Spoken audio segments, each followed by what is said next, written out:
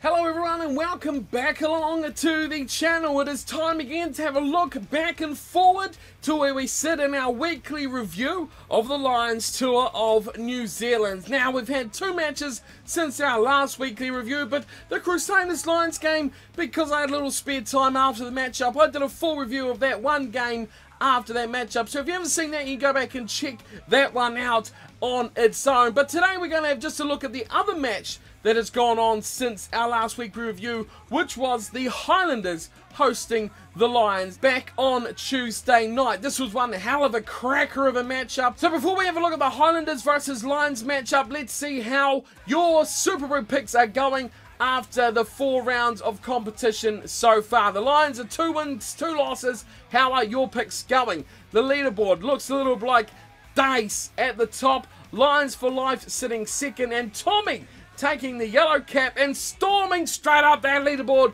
19 spots. It only takes one really good pick and it can change your fortune. He sits on 3.5 in third, 4 points for second and 4.5 for first. So there's a really big log jam as we make our way down. 2.5 points. There's a whole host of sides sitting on that, but amazingly the games I thought the Lions would win, they've lost, and vice versa back the other way. So we can see there's a lot of good names down here that are doing a lot worse than we thought. I'm sitting down on 1.5 points. The Scottish Cannon's only on 1. We've got the Driving Mall down here on 1, and so is Brett Hartley on just the 1. So we've got the Wooden Spoon down there as well, just 1 point coming in, and a lot of players here not doing too well so far in the Lions predictor, but it is exciting. It can all change with just one really good pick. So get your picks in quickly. Don't be afraid to join, even if it's too late. Get involved in the Lions Tour predictor. Now, on to the matches. So we're going to have a little bit of a look at this one and see what I thought about the game. You're all entitled to your own opinions, of course. You can leave them in the comments below and we can have a bit of a discussion about what we thought about these matchups and what we think about the games coming up too, because we're going to have a look at the next week's worth of matches coming up, which start this weekend with, of course, the Māori All Blacks up against the Lions. That's coming up this Saturday night. And then, of course, there is the Chiefs as well. They are hosting the Lions at Waikato Stadium on the 20th of June, which is a Tuesday night as well. Just had to double check what night that was on. So 2 games on Tuesdays in a row. But first things first, we're going to have a look back at the Highlanders matchup against the Lions first and see what I thought about that matchup. So 23-22, the final score to the Highlanders. Now, I've been getting a lot of feedback from you guys over these videos as well, which is great to see. I do encourage you all to say whatever you think and your own thoughts in the comments below. Make some great discussion points in there as well. But a lot of feedback from you guys coming in about how I might be expecting a bit too much from the Lions during this tour. Now, to me, the Lions, I think, should be beating our Super Rugby sides. Maybe not thrashing them by any stretch of the imagination, but I'd expect that these Lions would be good enough to beat the Super Rugby teams. Like I said last episode of this little series, I thought they might lose to the Crusaders, but given they put out probably their best lineup so far, would have been too good for the Crusaders as well, which is what we've seen in that matchup. But games like this, these results kind of do surprise me. I picked the Lions to win it. I didn't pick them to win it by much, but I thought they would. So maybe I am expecting a little too much from the depth of this Lions team as they build towards this test series. And seeing they've only been together for a couple of weeks, you could agree that maybe I am. But 23-22 was the final score. And wasn't this just a fantastic game? Topsy-turvy, end-to-end, exciting. We had tries. Amazingly, the Lions actually scored more tries than the Highlanders in this matchup, but they couldn't get the win, contrary to their previous matches where I think they only scored 3 tries from their first few games. Now they played the Highlanders, they scored 3 tries in this match versus the Highlanders, which has boosted up their try scoring record quite nicely as well. And ironically, it was the Highlanders who actually won this game through goal kicking rather than the Lions relying on goal kicking themselves. So a bit of a throw up in the way that these two teams play. Normally the Highlanders try scorers, but they come out to play and they came out to win, and that's exactly what they did under the roof at Forsyth Bar Stadium. So we're going to have a bit of a look through the players for the Lions and who I thought stood out and put in good performances or bad performances for the Lions on this matchup against the Highlanders. Now, it was a great game. Both teams enjoyed the dry conditions and the great running rugby facilities that Forsyth Bar Stadium does offer. But again, there's a few players who stood out and did their case a little bit of justice towards the first test match. Others that did exactly the opposite. And unfortunately, when you go starting from the back, there's one man who didn't do himself any real favours, and that was again Jack Noel, who just has not seemed to impress at all since coming on this Lions tour. Normally quite a good finisher, a good player who can create space, create room and make his way outside and around defenders. He just had no room, no time to do anything whatsoever against the Highlanders. He was up against Tavita Lee, who is known more of an attacking player than a defensive player, but he was just shut down. He had no room to move, and he didn't have the best performance yet again. Jared Payne, I'd consider putting in that same bracket as Jack Noel in today's matchup. He performed alright against the Blues, I'm pretty sure was his first game. Jared Payne, he played alright. He probably did himself a few favours in that one, but today he was pretty much average, didn't have anything near a good game for the Lions. So that is fullback and two-thirds of your back three who had pretty average matches, which did not help the Lions' cause whatsoever. The centre partnership, I thought, though, of Joseph and Henshaw was definitely a lot better than what we've seen, and really throws up this mix of who is actually going to play in the centre partnership for the Lions come that first test match as well. When you got the likes of Teo, who's performing pretty well, are they going to play as Sexton and Farrell? Of course, Farrell's got that knock now as well, which makes things all more confusing. But I think Joseph especially did himself a lot of good in this matchup against the Highlanders. Scored himself that try, which has gone a long way to adding into favour on his side, because the Lions have struggled to score tries. If you've got a man who's already scored some, that does a lot of good work as well towards him getting a spot. I thought Henshaw was good. Tommy Seymour, another man who was excellent, scoring a try himself through intercepting that crossfield kick, which I thought maybe Gatlin will be watching that and going, we're going to see a lot of that from the All Blacks, as Tommy Seymour, a player who we know is capable of taking those high balls in defence, turning it into attack. Something that he's shown now he can defend and defuse, albeit against the Highlanders, but it's that little turn of experience that's something that Gatlin could have turning over in his head. So decent performance from Seymour, the Scotsman. He did himself a few favours as well. The 9-10, I thought, given the performance we've seen from Connor Murray a few days beforehand, I think Reece Webb really backed that up extremely well and almost played himself into a bench role over the man who replaced him, Greg Laidlaw from Scotland as well. So the Welsh scrum half doing very well alongside Dan Biggar, who I thought created a lot of opportunities for his outside backs who couldn't really hang on to a lot of them. Did create especially that try to Joseph. He did give him the space and time by creating defenders coming in towards him and drawing in 2 or 3 defenders and creating that space out wide. So I think a good match from Webb and Biggar. The Welsh connection did very, very well there for the Lions. As for the forward pack, I think this is somewhere where the Highlanders actually really did stand up and cause a bit of grief towards the Lions pack. Warburton was outstanding. The best match I've seen from Sam Warburton in a long time as well. He was quite extraordinary. He did have a storming match, a great match around the park. He was strong on the ball. He was strong on the tackle, strong in defence. He really had a monumental display, especially in that second half. He was really one of the key players, especially in the forward pack. Ian Henderson, again, another one I thought was very strong. Corny Laws, unfortunately, got smashed by that debatable try by Waisaki Naholo. Of course, that's runner in front of the defender, causing a lot of conjecture. Was a try. I think really no one would be complaining if that was pulled back at all. And given no try from that Waisaki Naholo break. So a lot of flack going on to the referee about how he performed that game.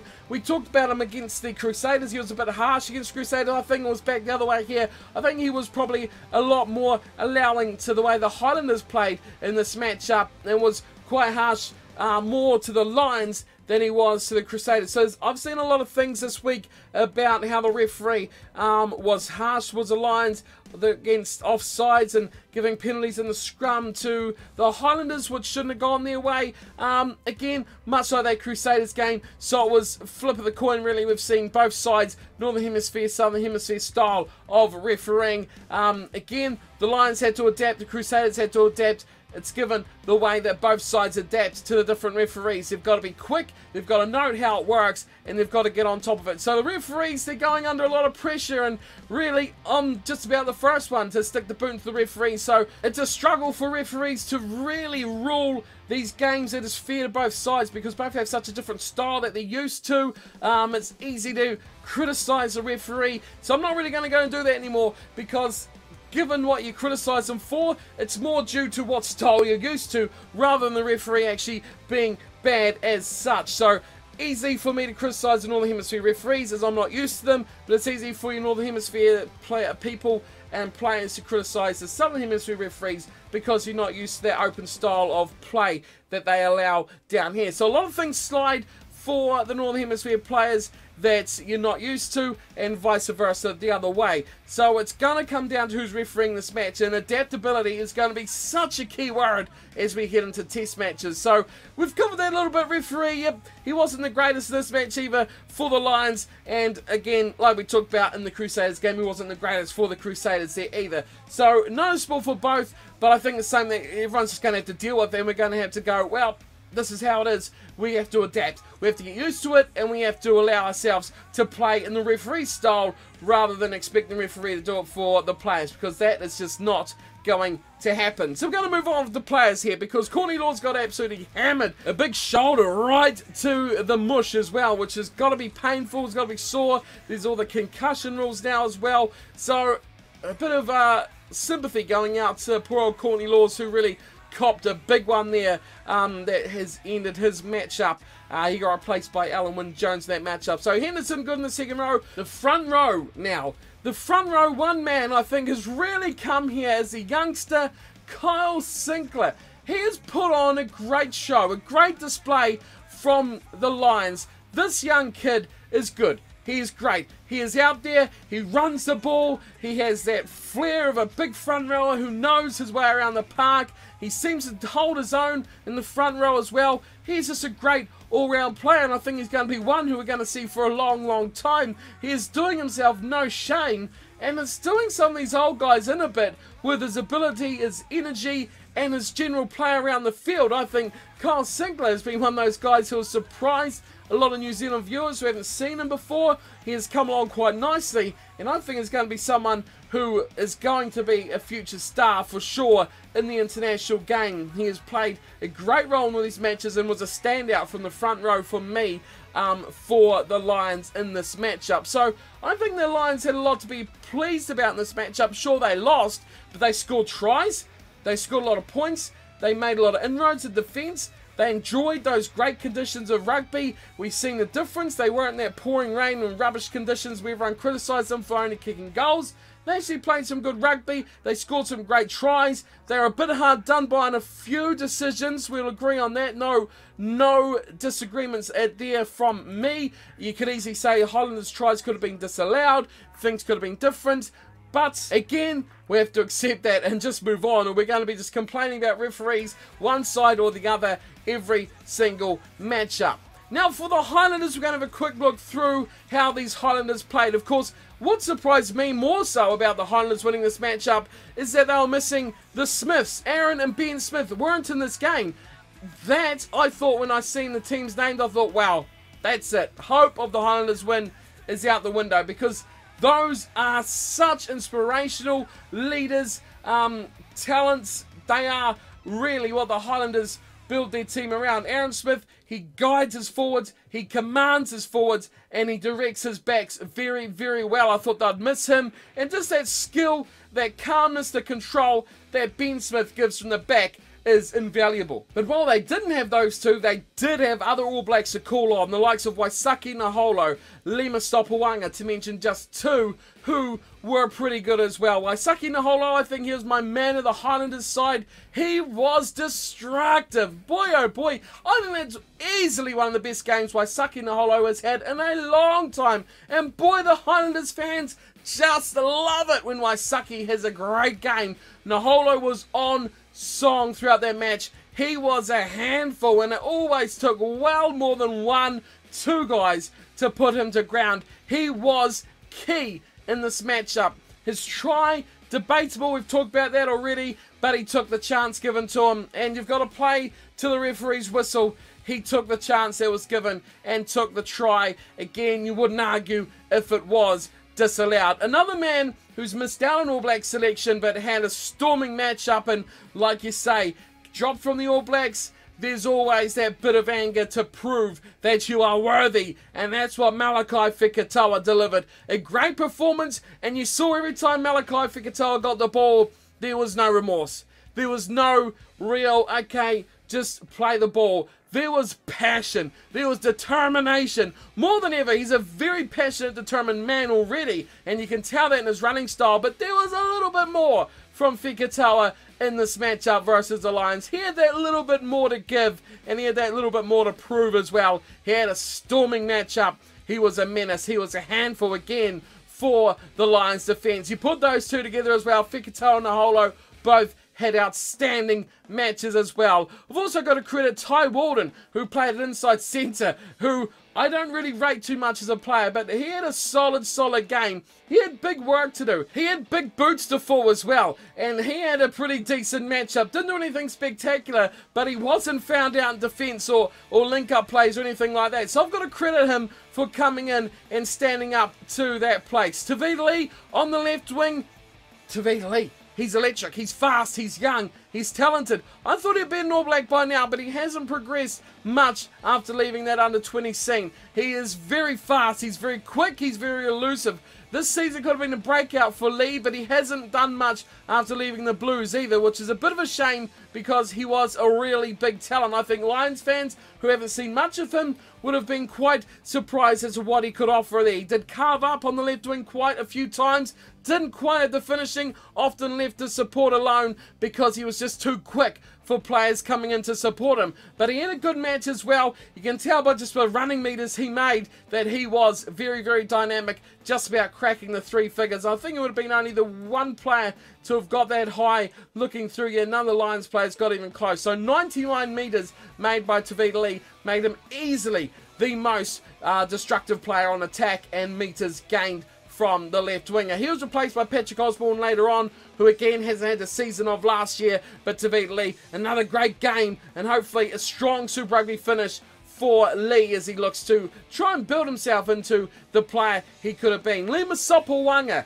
a man in the All Blacks, but really needs to prove his fitness and prove his match readiness as well. So he was key to this matchup, not only for the All Blacks, but for the Highlanders as well. Sopoaga, I think, had a good game, made a couple of glaringly big mistakes, but overall had a solid matchup. His pass behind his backline that almost led to a disastrous try for the Lions, that was really his low point. His kicking in general play, good in patches, had a couple of shockers, but overall a decent night, and I think that will help him build back towards the All Blacks. But how about Marty Banks? Marty Banks. The man just delivers. Consistently delivers. Shot at goal, no worries. Marty's got it, no problem. Now, I did watch this match, and I was watching the UK Sky Sports to gauge on their commentary to see what they're thinking of that matchup. And when Marty Banks was lining up these kicks they were talking about, all the pressure coming in to take this kick, there's so much pressure on his shoulders, pressure to get this kick. Can he handle the pressure? I couldn't disagree with him more. Marty Banks, he's again signed to go overseas. He's already done all he can. The Highlanders are secured a playoff spot. They don't have any points for Super Rugby riding on this. It's great to get a win over the Lions, but they're not expected to win. There's no pressure for Marty. There's no pressure at all for any of these Highlanders. They're going out there. They've got the ability and the chance to get this huge victory over a team like the Lions.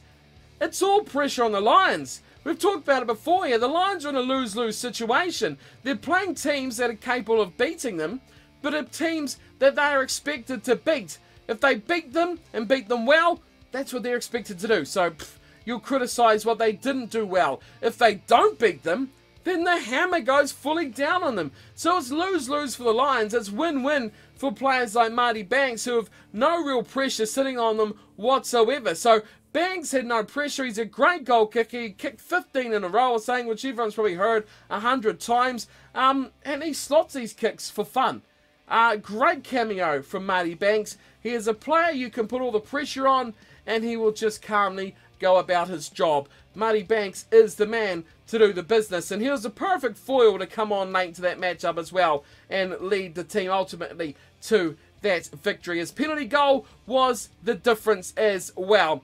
As for the rest of the backline, Kane Hamilton had a superb matchup. Now, I thought with Aaron Smith not playing, that there was that chance, that prospect, that is an area that they could really be exploited. Now, Reece Webb did have a really good game around the fringes. His running game, especially in the first half, was massively on show. But Hamilton's passes were super good. You can tell he has been learning a lot from Aaron Smith. He was lightning quick, spark-like. The little man delivers speedily out to his backline. He had a superb game as well and had a really good matchup with the Lions number 9 Reece Webb, who had a good game as well. So the two scrum halves I thought were exceptional for both of the sides. Now the forward pack for the Highlanders did what the forward pack of the Highlanders always does. It performs well above its weight. The front row always does the job. I thought Halunukunuka come on late in the second half and had a massive impact into this game.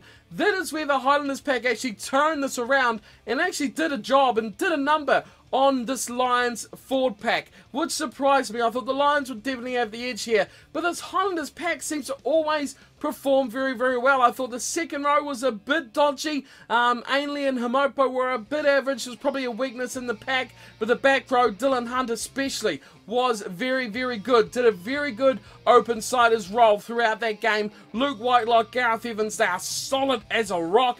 Week in, week out. You cannot put those guys aside at all. So a great performance by the Highlanders pack. They performed exceptionally well too against a very much more fancied Lions pack. So namely picking guys out, I thought Halunukunuka, Liam Coltman, another one who was exceptional as well in that forward pack. In the back row, Evans, Hunt and Whitelock were very, very good for the Highlanders. The match on a whole, great watch, exciting, tries aplenty, open freestyle match that easily favoured the Highlanders over the Lions. The Lions could have won this one, remember, with that long range kick for Elliot Daly. Controversially pushed back by the referee by about the distance. He missed it. Harsh, was that the penalty spot? Haven't seen it twice again to really know. So let me know your thoughts on whether Daly was actually rightfully pushed back from where he's going to originally take that kick, because I think the distance there, the difference in the distance, could have made the difference to that kick. It was very, very tight, it was very close, and it was a monstrous kick from Daly as well that could have changed this matchup, but it really was a spectacular game. Goal kicking success ultimately could have been the difference. 50% by the Lions, 83% by the Highlanders, so neither side was really on top form. But tries, really, I think, is what the Lions should take from this match. 3-2 is something they probably wouldn't have expected, but something they'll gleefully take as well, because it's something they have been heavily criticised for not doing enough of. Possession territory was dead on even. Both sides made massive chances. Clean breaks were 8-8, so neither side really got an advantage there. But the Lions really should have done more. They beat more defenders. The Highlanders missed more tackles as well. That is where they could have made the advantage tell. But ultimately, the Highlanders just did enough through their forward pack, late dominance in the set piece, and that gave them the chance to steal the win right at the end. And again, the Lions popped up another poor mistake right at the death to lose the matchup just by a single point. It was a cracking game. I thought the Lions would have won it but once again, I have been proven wrong. Okay, so moving into the next match of this series, it is the Māori All Blacks versus the British and Irish Lions. This one is the fourth test, as they say, not the Crusaders. This one is the big number 4, and what a team it is that has been named by the Māori All Blacks for this matchup. Let's have a look at them first. Let's go through this team that they have named. The front row of Kane Hames, Ash Dixon, and Ben May. That is a very, very good front row as well. Joey Wheeler and Tom Franklin are sitting in the second row with Akira Ioane, Elliot Dixon, and Liam Messam. An interesting back row as well for the Māori side.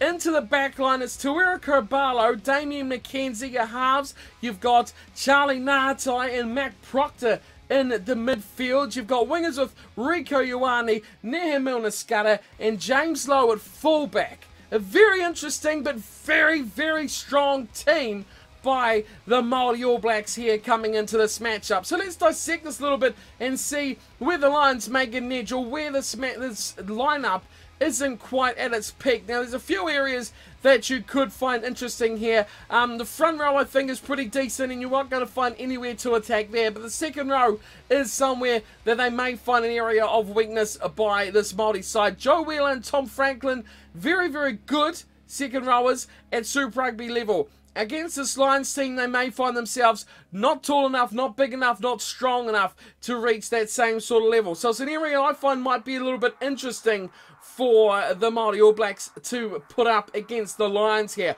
We'll have a look at that Lions team in a minute and compare as to where they could get strengths as well. The back row, interesting area here as well, because there's no real out-and-out real ball stealing or full-on open side number 7 player in this back row. You've got Akira Ioane, very good strong ball runner, fast, agile, big unit as well, very much like Liam Messam of younger days. Liam Messam now older, wiser, more of a clever kind of player. He's a thinker, he's a ball mover, but again very strong and quick again around the ground sort of player. Elliot Dixon, he is more of, again, another 6 or 8 kind of player. He's not as fast and agile as an Akira Ioane would be, but he is one that will get down and do the dirty work for you. Do the hard yards, clean out breakdowns, and do that sort of thing. But there's no real ruck disruptor here. No one that's really going to get in there and steal your ball more than anyone else, which could be an area of concern for them, or they're going to allow those 3 guys to sort of take on that role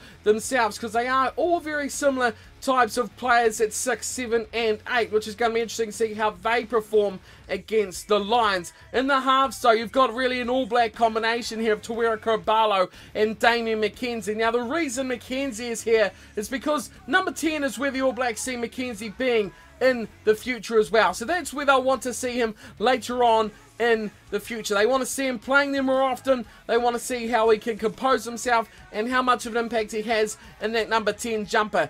He's not, to the All Blacks, a 15. He's not going to play anywhere else except for 10, maybe cover the fullback position, kind of like Beauden Barrett does now. That's where they see a Damien McKenzie in the future. And there's no point in him going on the All Blacks squad as well, going over training with the All Blacks. He's already done that. There's no point in him going to the matches, sitting in the stands, watching and just seeing how they play. He knows how the All Black plays. He knows how the All Blacks culture works. He knows that stuff now. Now they need to see him where they want him to play. Number 10's where it's going to be for this match, and you can tell that's obvious now that we see this team, but I think in future it's going to be next season we really see the real worth of Damien McKenzie and a number 10 jumper, because there's no Aaron Cruden next season, so that means that number 1 at the Chiefs is going to be Damien McKenzie. So his combination with Tawera Karbalo will be interesting. Of course, Karbalo won't be there either next season, so there's going to be a really interesting one. We've got the likes of Brad Weber, who could be stepping up to that number 9 for the Chiefs when he comes back from his long injury layoff as well.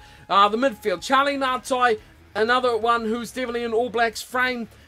Missing out on selection this time. He's come back from another long injury layoff. He's finally back. Great to see him back too. Big impact when he returned as well. He'll be partnered by Hurricanes' Matt Proctor. Very fast, very strong, capable on the wing, capable in midfield as well. So he's another prospect for the future. Young, talented player. The wings though, this is massive because you got two men who would not look out of place and will not look out of place in future in an All Blacks jumper again. I want to stay injury free, but Rieko Ioane, who has already terrorised the Lions once already, and Nehe Milner-Skudder, who will do it every time he takes a paddock. He did pretty well in his first match back from, again, another long injury layoff, so it's another big match here for Nehe Milner-Skudder to get back into the fray. James Lowe, God, James Lowe, poor old James Lowe. I wish he wasn't leaving, because to me, for years now, James Lowe has deserved to be an All Black.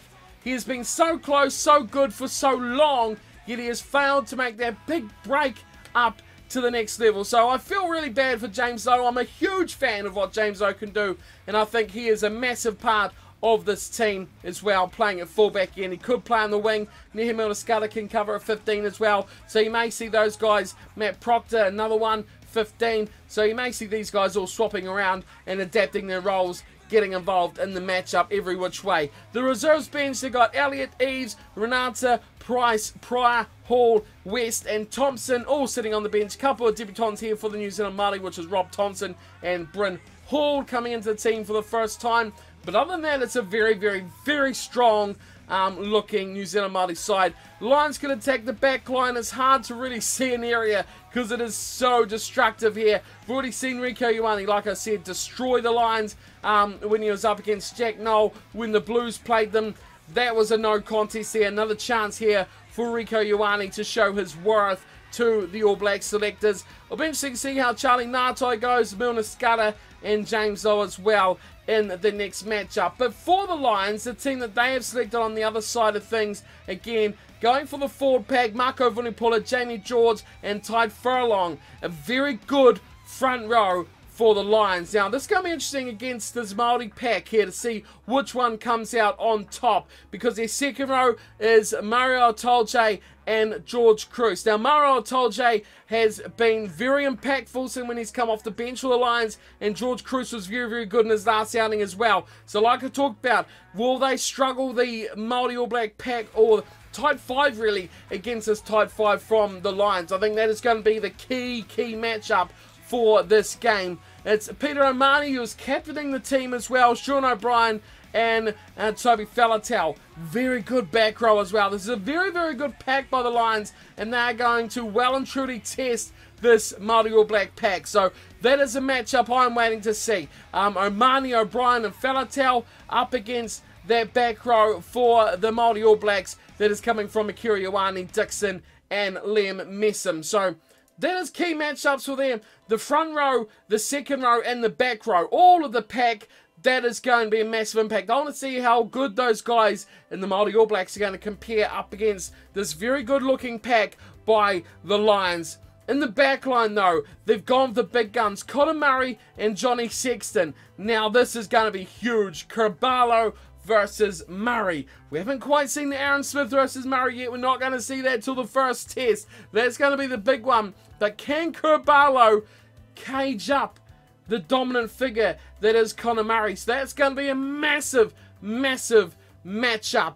between those two players. Johnny Sexton, he's going to be big as well. Hasn't had a huge impact, but up against Damian McKenzie, his defense is going to be tested because McKenzie is going to run. He's going to run, he's going to jink and drive, he's going to test Sexton in defense, which is something that they're going to have to learn about very, very quickly. The wings, a lot of talk about George North, if he's going to be good enough, or if he is going to match up against, or who he's going to match up against, like a Savia or a Dag. Today he's up against Nehe Milner-Skudder. I think the wingers have almost opposite match themselves here, because you've got Anthony Watson, the smaller, jinky, jivey kind of player, up against the bigger, stronger Rieko Ioane, and then the littler Nehe Milner-Skudder, the jinker jiver Milner-Skudder, up against the bigger, stronger George North. So you've got a strong guy up against a small guy on both sides of the equation. So two really good wing matchups here as well.